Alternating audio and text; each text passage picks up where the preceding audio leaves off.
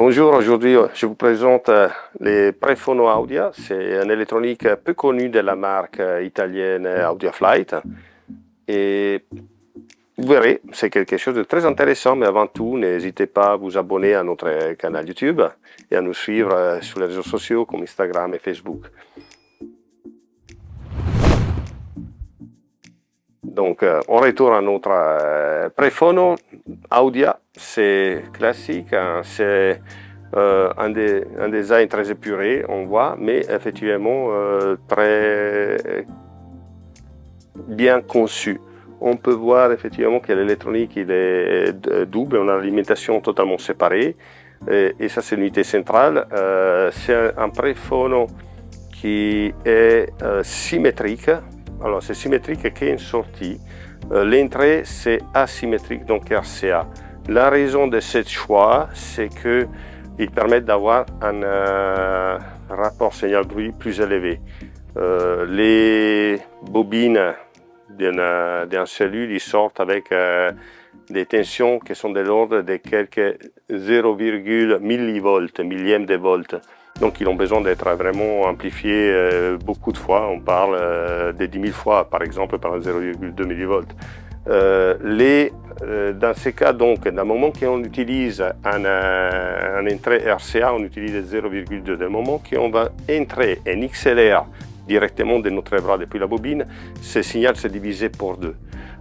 Signifie qu'il faut doubler l'amplification pour le reporter au même niveau et automatiquement on double aussi le bruit de fond. Ça, il n'y a pas de secret. S'il existe un bruit de fond, même petit, on va l'amplifier. Et à part que quand on descend vraiment si bas, c'est très souvent le cas que le bruit de fond, c'est vraiment dû aussi à les bruits même des électrons qui passent dans les résistances. Il faut des résistances à faible bruit, mais en tout cas, le bruit il est là. Donc si on peut éviter de le rajouter, tant mieux.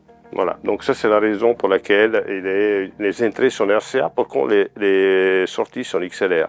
Quand on ouvre l'appareil, on trouvera dedans 4 cartes, 2 sont pour le canal droite et gauche pour MM et l'autre 2 canal droite et gauche MC.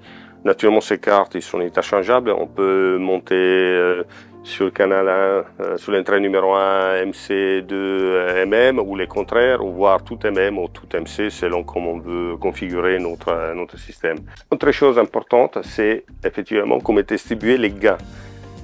C'est un appareil qui démarre avec la carte MM à 44 dB de gains, et ici on trouve les boutons plus 10 dB. Les boutons plus 10 dB permettent de porter les 44 à 54. Si on a un MM qui est un peu faible à niveau des sorties. La carte MC démarre à 64 dB et on peut le porter avec les boutons à plus 10 dB à 74. Donc on peut utiliser pratiquement toutes les cellules du marché. Voilà, ça c'est très important de le dire. Autre chose qui est intéressant de cet appareil, c'est les boutons mono. Les boutons mono permettent effectivement d'utiliser et lire au mieux notre disque mono. Souvent on les a et il y a des vrais bijoux dans l'enregistrement mono. Et des faits, il y a même beaucoup d'analogistes qui montent 2 bras, voire 3 bras dans les platines, dans lesquels une des bras monte en cellule mono dès le début. Et ça, indépendamment qu'on a la cellule mono ou pas, parce que de toute façon, les disques, ils les lient correctement de toute façon, on peut, effectivement, avec les boutons mono, avoir la sortie mono, donc pour maximiser la qualité sonore. Et dernier bouton, c'est le filtre RIA ISC, qui c'est, on peut l'associer un peu en filtre subsonique.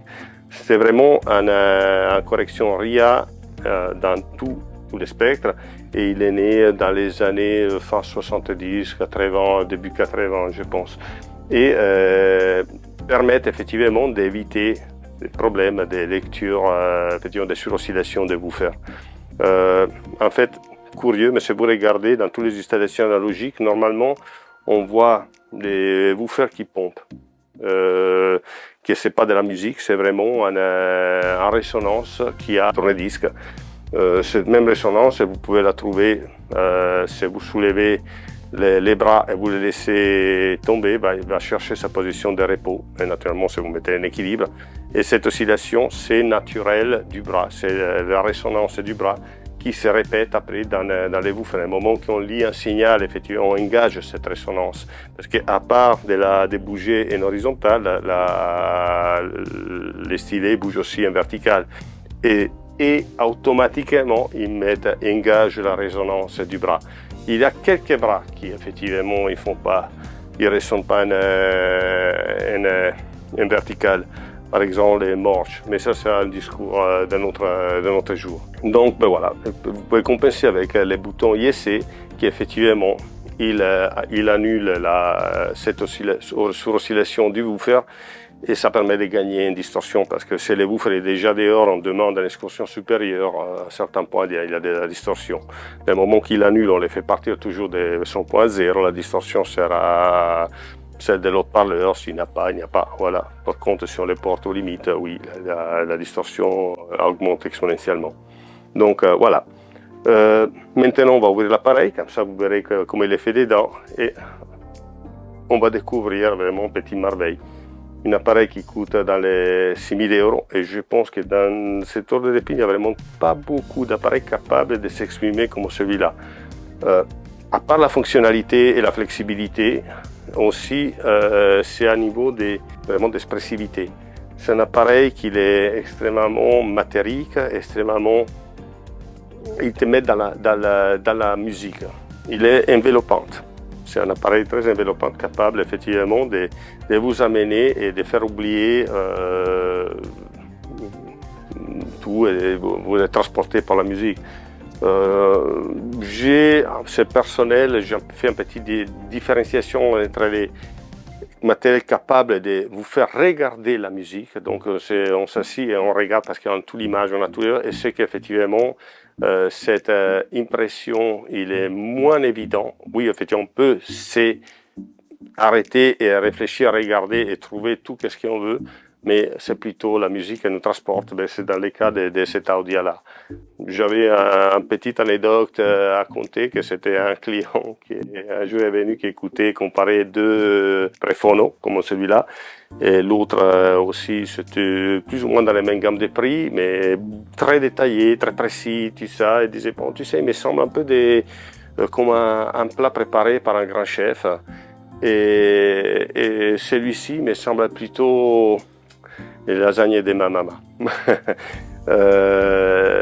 Alors, il doit être des grandes belles lasagnes parce que effectivement la qualité est exceptionnelle. Il n'y a pas de coloration comme on peut peut-être cette anecdote peut penser. Mais c'est ça. On est dans les plaisirs. On n'est pas dans la découverte des petits détails, mais on est dans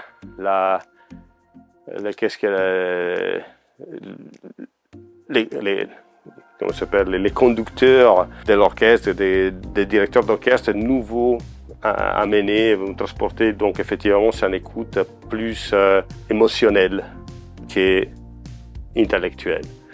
Voilà. On va l'ouvrir, on va regarder dedans.